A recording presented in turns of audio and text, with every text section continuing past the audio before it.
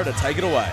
Ladies and gentlemen, this matchup is scheduled for 3 rounds in the amateur lightweight division. Introducing first, fighting out of the blue corner, a mixed martial artist holding an amateur record of 2 wins for 3 defeats. He stands 5 feet 10 inches tall, weighing in at 70.4 kilograms. Fighting out of Bones MMA by way of Geelong and Victoria. Ladies and gentlemen, here is Matt Wall. And now introducing his opponent, fighting out of the red corner, a knockout artist holding an amateur record, 2 wins, no defeats. He stands 6 feet tall, weighing in at 70.9 kilograms. Fighting out of Shindo New Breed MMA, ladies and gentlemen, presenting Jake the Champion Lamb. And when the action begins, your referee in charge, Claire Fry. Claire Fry in control of the action there as the jam man. And Matt Ward touch him up for the first round here at Proving Ground 7. Both boys immediately throwing some kicks with Matt initiating the grapple, and Jake's able to end up on top as they're grappling right in front of us. Yeah, what a treat. Jake establishing some control on top. It was Matt that initiated the takedown, but Matt's ended up on top here. He's doing a good job. He needs to free that right arm so he can create some distance and start landing some strikes. Both boys are full of energy. We're only 40 seconds into the first round. What Matt needs to do is try to get one of those frames in. I think he's got a butterfly hook on the right side. Might serve him well, just because Jake's got quite a wide base. If he can feed that left butterfly in, he might be able to create some space and elevate, like he's doing now with one. But Jake's doing a good job of keeping his hips heavy, pressing down. Matt's done all right to scoot himself up, get his back to the fence. But Jake is just relentless with the pressure here. He's got a good position and he's pretty hell-bent on keeping it. Well, Matt's trying to get that right butterfly in to try and create some space. He's trying to build up, which he does. But Jake putting that pressure back on him and trying to reap that leg to upset his balance once again. Well, I think now Jake's pretty trigged on to the game plan from Matt. The game plan is get Jake down. And as we saw, Jake's going to be ready for those engagements. But now he's got Matt pressed up against the cage. He's doing a little bit of damage, not heaps, but keeping Matt occupied and giving him a lot to think about. And at the very least, neutralizing any sort of offensive grappling position from Matt.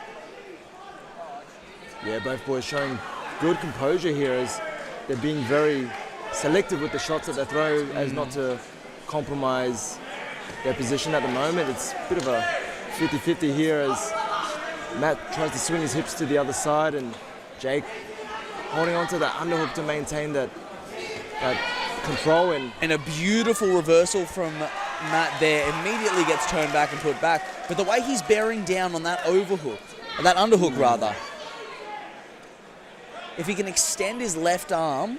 Got an outside, looking for an outside trip here is Matt. There's a nice sneaky knee in there as well. But you do run the risk of making your base unstable and putting yourself on one leg when you do that, which makes you easier to control, which is exactly what Jake's done. Hughes, you can tell they've been well trained, these guys. That's for sure. These boys look like they get put through the ringer at the gym. A very controlled, calm, composed. Yeah. A calculated approach to the fight immediately. And there's Matt Ward trying to use that right butterfly, but then he opted to try and dig for that underhook to get back on his feet. But once he was up there, it was Jake Lamb pushing him up against the cage and landing his knees, keeping that dominant position up against the cage. I'll be interested to see if Matt's corner tells him maybe maybe we try a different approach this round. Maybe we don't rush the grapple because we didn't end up in the best positions most of the time. Maybe let's see what we can do on the feet. I know Jake is known for his hands, but I can only speculate. Either they have a different way of getting into the grappling engagement, or they're going to say, let's try it on the feet for a little bit more. With that said, round 2 starts as Claire Fryer gets the action underway. Both boys meeting in the middle, and Jake immediately taking control of the center. Not taking a backward step, and that's a good, well-timed shot by Matt Ward, but once again, Jake finds himself in control with Matt Ward's back against the cage. Just to comment on right now, the physicality between these two boys is quite noticeable. Jake seems to be far stronger. I don't know if that's a strategic thing from Matt, like he's just not trying to burn out as much energy. But from what I can see, it looks like Jake is far more intentional with when he gets a position and what he wants to do with it. As far as grappling against the cage and doing this wall work, what are the decisions that Matt Ward has to do to either maintain his position? Oh, and there goes a low blow. That was a knee right. Well, look, one thing you can do is you can bait a nut shot and hopefully get a little time out. That way you're completely disengaged and you get to restart. That's usually how I go about it. Watch my last fight with AJ. No, in all honesty, in that position there, you want to fight for underhooks. Yep. You want to fight for underhooks to reverse position so you can be the one imposing your will. But we're not there right now, so it'll be interesting to see where we take off after Matt gets a well-needed rest, because that was an incredibly hard low solid shot. Matt Ward doing well to get back onto his feet, and Jake acknowledging that was an accident. Immediately starts to on leg kicks. Well, that was a good leg kick from Matt Ward on Jake's lead leg, and he follows it up with another one. We don't want to be get caught throwing switch kicks at boxing range, that's for sure, because Jake's coming in hard.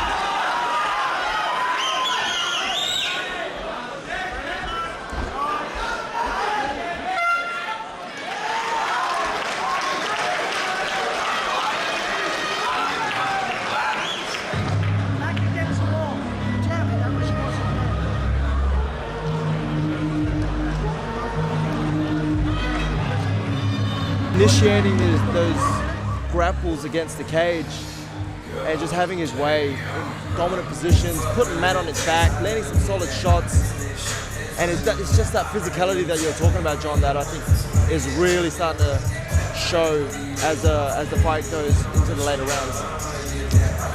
Yeah, it's certainly the case. Jam Man looks like it's quite impressive. This is only his third fight, I believe. Yeah. Yeah, third fight. Yeah. And he's got the composure to stand in front of him, try to land shots, but also realize when he does overthrow or he's met in the middle by Matt, he can just grab him, push him against the fence, and then go, okay, well, I'm going to deal with this, mate. You gave me the grapple. Round number 3 in our lightweight bout.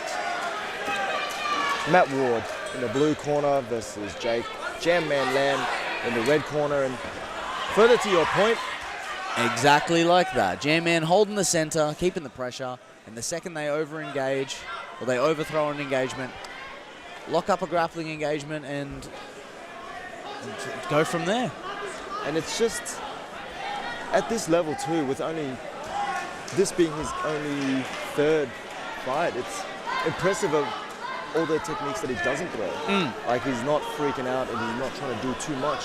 He's doing just enough, and that composure and that, you know, that decision making is. He's a poised killer. Great takedown. To be able to maintain that balance as well and stay on top, that body surfing, as Matt tries to get a knee in there to create a bit of a frame to try and create some space to build up. It's just kind of been the story of the fight. He's locked up the guard here. I think it would serve him better to keep it open, try to push himself away, suck that left leg towards the cage and try to build up. But at this point, it is the 3rd round. He might not have the energy to see that through. And honestly, you've got someone like Jake on top of you who's not giving you an inch. Yep. It's hard to find a millimetre. Looks like he's hunting for a Kimura. From the bottom here is Matt Ward, but Jake J-Man Lamb is not having any of it as he constantly adjusts to stay on top and land these shots, and he's got Matt Ward on his side now. From here, if I was Matt, I would be turning. I wouldn't be turning back to mount. I would have gone over to Turtle and tried to build up that way, grab the hands, and try to just wall walk my way up. But like I said, it's hard to make good decisions or certain decisions when you're tired. Yeah. But Jake looking to capitalize on that, sit back in the mount, and Oh, good scramble from Matt. but that was a using good the wall. decision from Matt. Yeah. You choose that opportunity to get up, but Jake's straight back on him with the pressure. Jake is relentless, but he's forcing Matt to really find those spots to squirt the nose so that he can get out and create some space. But that was a great little scramble that he created. He's in a much better position now up against the cage as opposed to in Flat on your back. full mount getting punched in the head. So Yeah.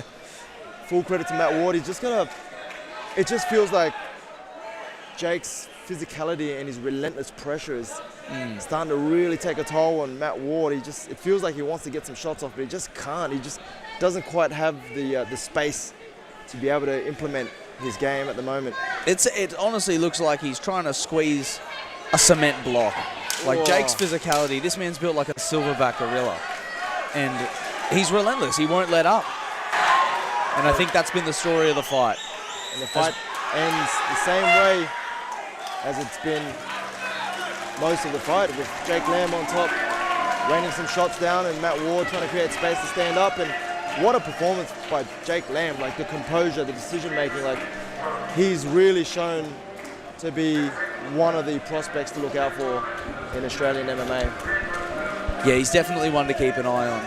For it to only have been his 3rd fight and to dominate the way he did tonight, this man's got an incredibly bright future, and I, for one, can't wait to see him live it out. Couldn't agree with you more, John.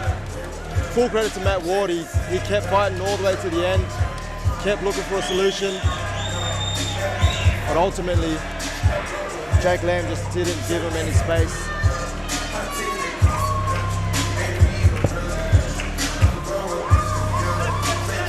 Well, it looks like the Jam Man will stay undefeated, boosting his record to 3-0. And with that, we swing to Tenera. Ladies and gentlemen, after 3 rounds, we go to the judges' scorecards for a decision. All 3 judges score the contest 30-27 for your winner by unanimous decision in the red corner, Jake the Jam Man Lamb.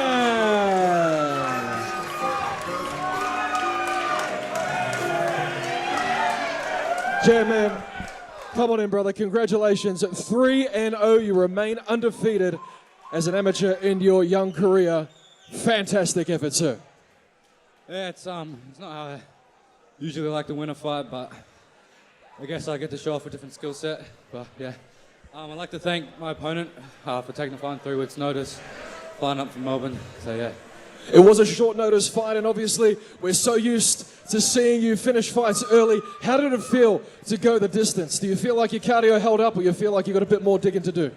No, I feel like it could have went longer, but yeah, I would have liked to get a finish. Just got a bit tired in there, so got to do what you got to do.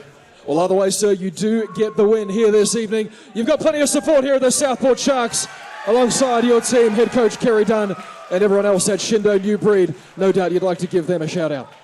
Yeah, I'd like to thank my team, Kerry, Bax, all the other boys, and everyone for coming out, friends, family, my girlfriend. Yeah, thank you. Congratulations, sir. One more time for the Jam Man, Jake Lamb. Man, full credit to Matt Ward taking the fight on 3 weeks' notice. Yeah, not an easy time out for a 3-week notice. You got a young, clearly very athletic and driven young man in the Jam Man, Jake Lamb. It's full credit to Matt Ward. He has nothing to be upset about. He saw it through. Yep. He had some shots, and I'm sure he'll make the right adjustments and come back again.